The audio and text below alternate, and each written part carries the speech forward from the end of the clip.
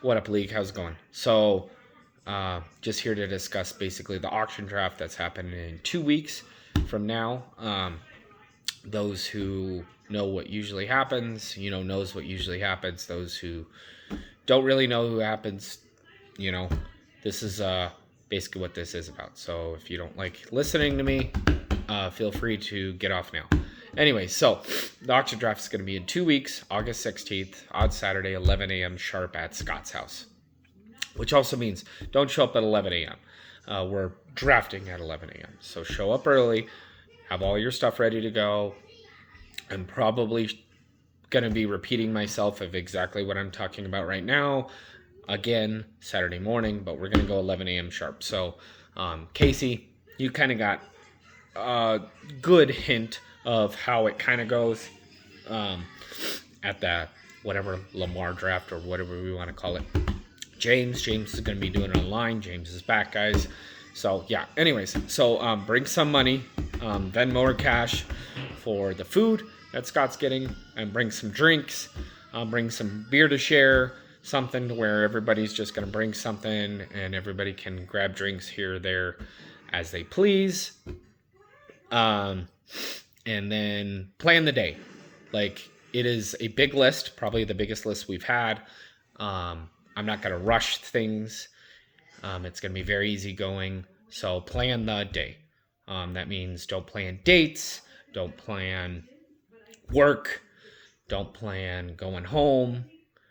Just plan the day. Because honestly, I would like, since it's been so long, all 10 people been in the same room, it'd be kind of cool to hang out after the draft too, like we did a few years ago, or even last year. Like, we can do something. But yeah, plan that day. Lastly, so like, it's like I said, easygoing. No drama. We're not going to have any fights. We're not going to have any arguments. We're not going to, obviously, there's going to be alcohol and stuff like that. Let's not get too drunk where we're acting like idiots. Let's just make it an easygoing, non-dramatic draft. Have some fun. If there are any disputes during the day, like we usually do, you throw your little red flag or whatever like that. If there's a dispute, there's going to be a 3-way vote, which will be me, Scott, the co-commish, and then Nick. So us three will decide whatever the dispute might be. And then we'll go from there.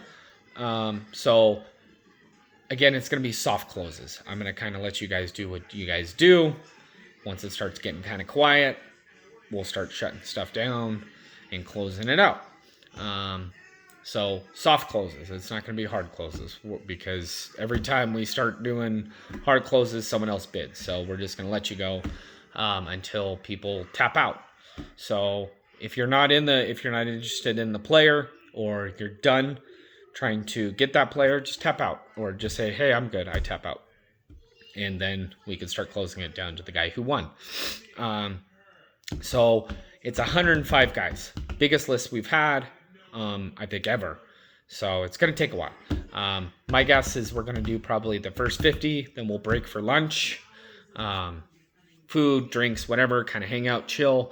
Then we'll go on to 30, and then we'll take like another little break.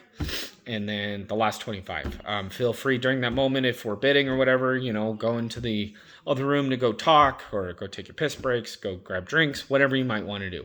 I do ask, keep the talking separate at a low level, not like the Lamar. The Lamar was very loud. It was very hard to really shut stuff down, and actually, Lamar was a lot more comfortable, a lot more easygoing. This is a little bit more formal. You also got to remember, a lot of people are a little bit more serious about this draft, so we need to respect that. We need to respect the seriousness of it, to where their fun comes from really focusing in getting their draft ready. So if you want to be loud and obnoxious, go to the other room and go be loud and obnoxious. We might have to issue out some warnings. I know Scott made a rule or whatever like that, but again, like, just easygoing, man. Keep it fun for everybody. No BS. The deals, during the drafts and stuff like that, there's, trades or stuff going on or whatever. what you have to do, what we're going to do is we have to make sure everybody taps out besides those two people who are trying to make a deal. So you can't make a deal until everybody is basically tapped out, because you got to give them the opportunity to bid and be part of the deal if they want to be. Once everybody taps out, then you guys can make that deal on whatever deal that you're wanting to do. Again, if we do ask everybody, and like say for example, Nick says, no, I'm not tapping out yet. Well, then Nick has to make that next bid then. And then we'll just keep going until everybody does tap out and you can make that deal. Salaries. Obviously, we have that set salary. Whatever money's been spent, that's where you're at to fill a 35-man roster. You will need enough money for the snake. So we have a 35-man roster. The rule is you get 32 guys for the auction. The last 3 guys are mandatory save for snake. Now, again, you don't have to fill all 32 in the auction. You can have plenty more. A lot of people, only grab a couple more guys and use the last 10 rounds for their snake. You have that option. A lot of guys fill up their entire roster and then just go into the snake. So that's your choice, but it stops at 32-man roster, which means you got to have those last 3 for the snake. Snake guys are $500,000. They're always $500,000. So you have to have enough money to go into your snake compared to your salary. So if you have 3-man roster to fill for the snake, you need at minimum $1.5 million to go into the snake. And we can explain that a little bit later if you have any questions. Usually I find it easy because corners, D-line and offensive line are all going in the snake anyways. So that's where I just kind of took those positions, and those are the 3 per se. So think of it like this. The fab system and the waiver wire is something that we can discuss after the snake. We do a fab system and we do the waiver wire pickups. The same exact thing as last year for those who all returned besides Casey. It's the same exact thing, except we're going to do a 100 and I believe, didn't I say 150 budget instead of 300? So we're cutting it in half for the fab system. If you have any questions on that, Casey, and you don't know the fab for the waiver wire, feel free to reach out. We'll talk about it more later. So the rule this year was, and again, I know one person doesn't like it for sure, but that's the way it is you get maximum 3 QBs. So if you already have your 3 QBs for the draft, you just can't bid on QBs anymore. You get 3 QBs, that's it. Whether they're on your roster, your bench, or your IR, it is a max 3 QBs. Now, we did offer a pass, the 4th QB, for 1 week during the season, to where for 1 week and 1 week only, you can have 4 QBs based on the waiver wire. Just because of buys and stuff like that. I'm going to give it to everybody because pretty much everybody did have it, and then the 2 new people, we're just going to give it to you. So 1 week during the season, you can have 4 QBs on your roster. You only get it for 1 week, just to save you from buys and stuff like that. So everybody will get it. That's fine. Everybody pretty much had it. Haley, Ryan, stop. So another thing new this year that James and Casey don't know about is we have a bank vault. And explain the bank vault is basically kind of like a signing bonus per se, as you are the owner. So the bank vault was earned and accrued during participation.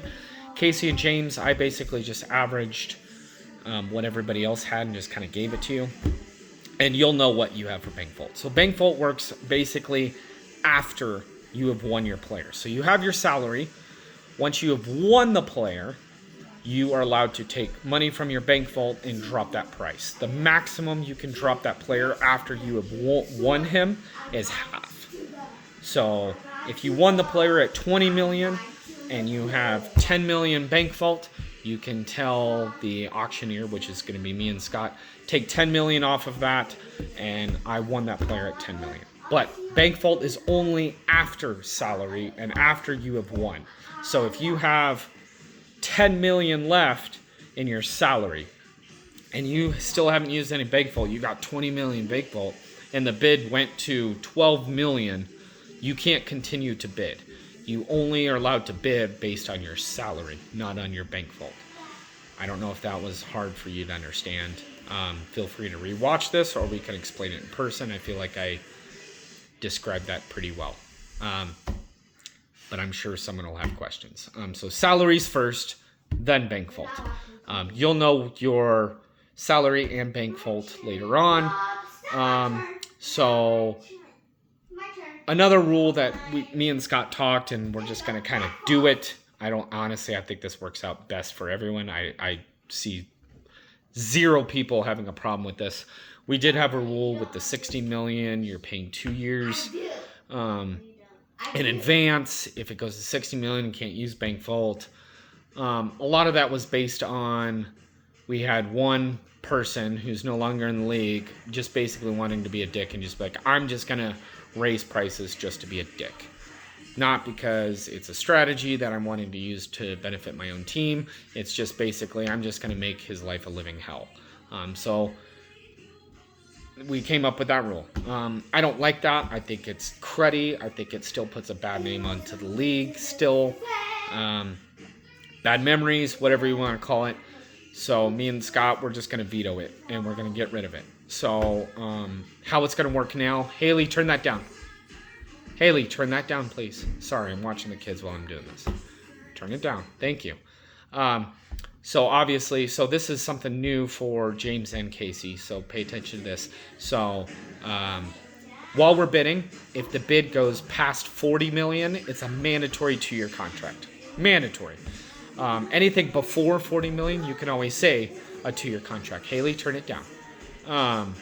But 40 million comes with a maximum, a minimum 2-year contract. My bad. Anything after 50 million is a mandatory 3-year contract. Guys, please stop. Turn it down. Call it good. Ryan, got it handled. Haley, turn it down all the way. Thank you. My goodness. Being a dad and being a commissioner at the same time. Turn it down or I'm taking the remote. All the way. Thank you.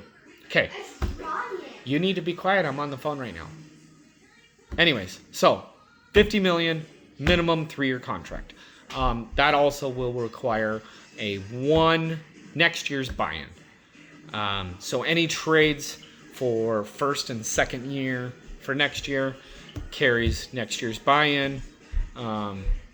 That can coincide with a 50 million contract that will require next year's buy-in. So you guys don't have to worry about the 60 million. You guys don't have to worry about the bank vault.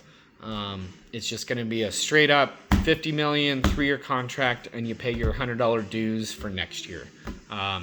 Obviously, if you're going for high prices, we're expecting long-term commitments, and just pay next year's buy-in. So most of you already knew you were going to be bringing cash to pay for the 60 million thing or whatever. We're not going to do that. But again, if you're wanting to go high contracts, bring your money, Venmo and cash. You have to have it on hand or pay Venmo immediately.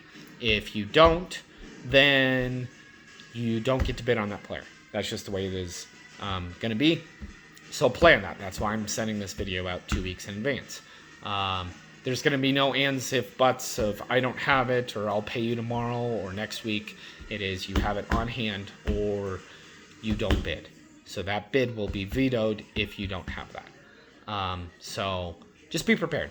Anyways, so to end this, so I do think that benefits everyone. So to wrap it up, like I said, I want something that's just going to be easy, chill, fun, good times, no fighting, no drunk idiots, and let's have a good time. It's Fantasy Christmas. I want to enjoy myself this year, so we're going to have some fun, soft closes, and if there's any questions, feel free to reach out. And yeah, we're good. All right, guys, have yourself a good one.